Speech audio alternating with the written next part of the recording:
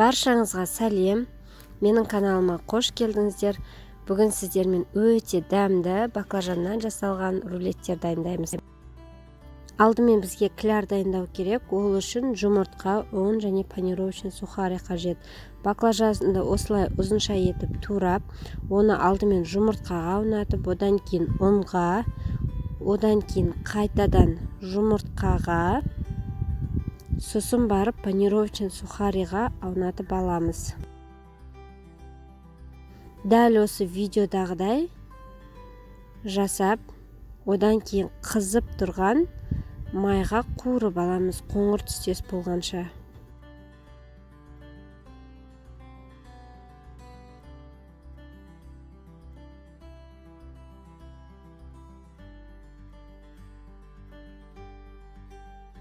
Майымыз қызыды, енді бір-бірден алып қуырып аламыз.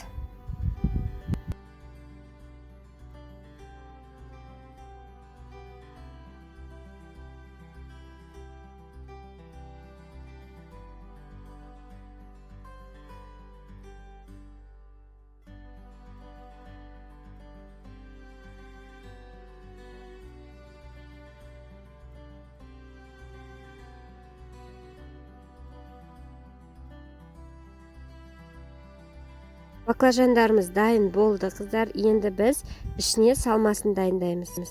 Ол үшін бізге қызанақ, чеснок және майонез қажет. Чесногы да көп болып кетпеуі қажет, себебі аш болып қалады. Помидорды осынша ұзынша етіп тураймыз қызанақты. Чеснокты негізінде теркадан өткізген дұрыс.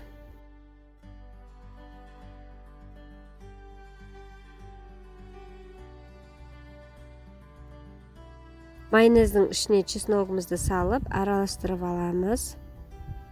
Чеснок көп болмауы қажет. Мінекей осылай болды. Енді осыны рулеттерімізді орап бастаймыз. Алдымен соусты жағып шығамыз ішіне. Одан кейін помидорды ішіне салып, орап шығамыз.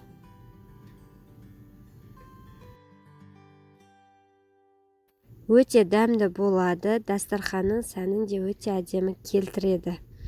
Жасап көріңіздер. Сіздермен болған Айжан Ерболатқызы. Менің каналыма жазылуды ұмытпаңыздар.